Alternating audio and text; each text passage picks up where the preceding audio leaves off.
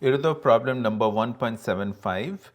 In the arrangement shown in the figure, the mass of ball 1 is eta times as great as that of rod 2.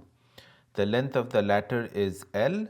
The masses of the pulleys and the threads as well as the friction are negligible.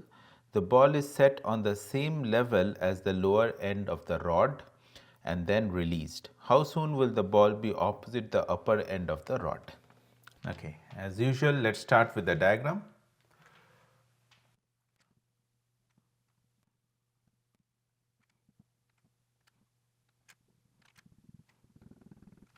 Okay,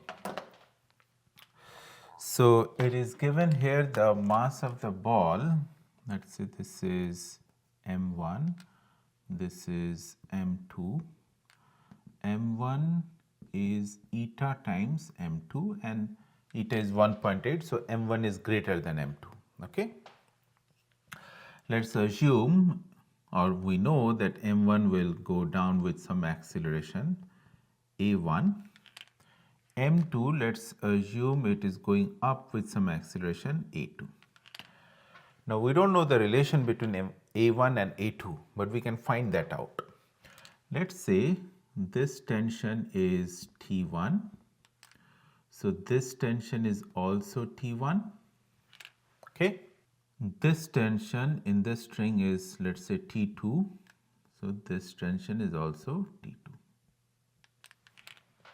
Okay, now we learnt in earlier problems that sum of the work done by tension forces in a constrained system is 0. So what is the sum of work done? I mean, here we will do sum of T times acceleration. So T1 is upward, A1 is downward. So minus T1 A1, okay, is work done by tension due to the movement of M1. This T1, does it do any work? No, because this mass is of the pulley is negligible. So this T1 does not do any work. Does this T2 do any work? No, it is not pulling anything. There is no displacement due to this T2, so this one as well does not do any work. But this T2 does some work, and T2 times A2 will be in the same direction, so plus T2 A2 is equal to 0. Simple equation here. One other thing we can look at is this T1 supports 2T2, and since this pulley is also massless, this must be equal. Okay, so if I substitute T1's value here, so minus 2T2A1 plus T2A2 is equal to 0, or 2A1 is equal to A2.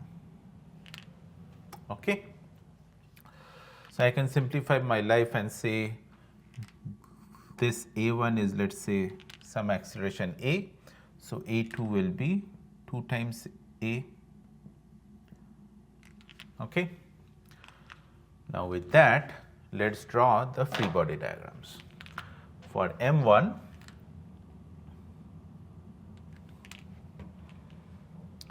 the free body diagram will be M1G, T1 tension is acting upward, and this M1 is accelerating downward with acceleration A. Okay. For M2, my free body diagram will be M2G acting downward, T2 acting upward, and M2 is accelerating upward with acceleration 2A. Okay. Okay, now if I have these, I can frame the equations of motion. So M1G minus T1 is equal to M1A, and here I can write T2 minus m2g is equal to m2 times 2a. Okay. Now, my goal here is to find a. So, let us substitute T1 is 2T2. So, m1g minus 2T2 equals m1a. And then also let us multiply this equation both sides by 2. So, 2T2 minus 2m2g equals 4m2a. Now, if I add these two equations,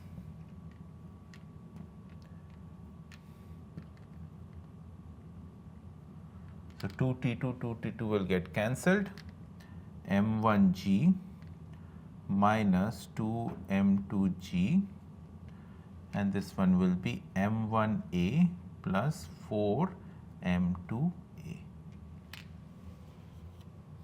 Okay. So, from here a, if I take common, m1 plus 4m2 is equal to, we can take g common here, m1 minus 2m2g, or a is equal to m1 minus 2m2 divided by m1 plus 4m2 times g. Now, m1 by m2 is eta. So, we can further simplify this as eta minus 2 by eta plus 4 times g. Okay. This actually comes out to be negative because eta is 1.8. So, which means m1 will actually be moving up, but that is okay. We can work with this.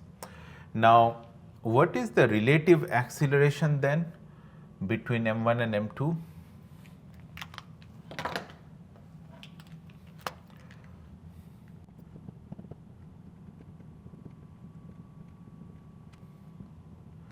So, this is moving down with acceleration a, this is moving up with acceleration 2a. So, we can write a plus 2a, which is 3a. Okay.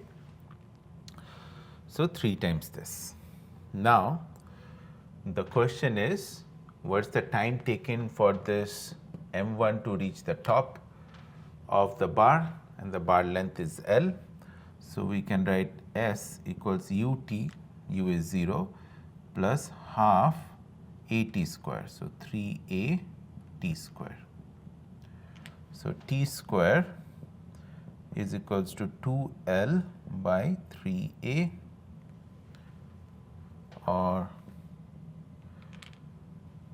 2L by 3a is 3 eta minus 2 .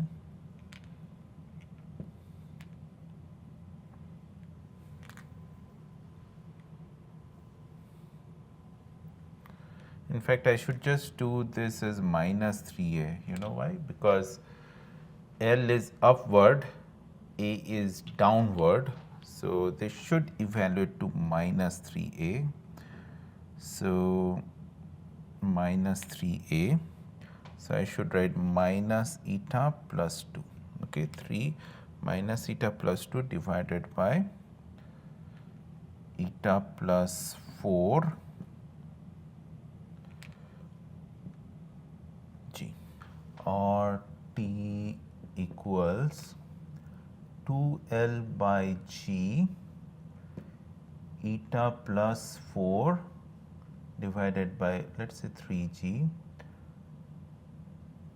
2 minus eta root over that.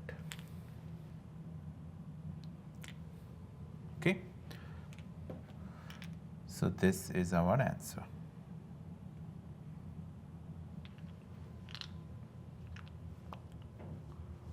All right.